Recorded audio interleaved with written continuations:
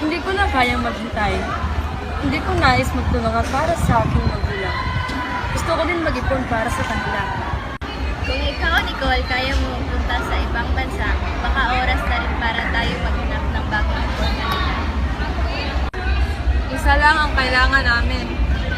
Siguro ito lang pagkakataon ko para isa katuparan ng ating mga pangarap.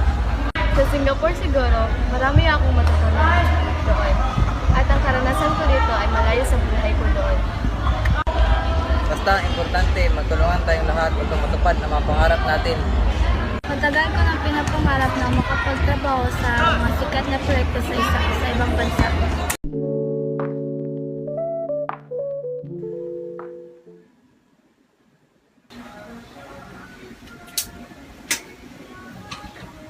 Nakakapagod. Pero sila ang dahilan ng aking mga pangarap.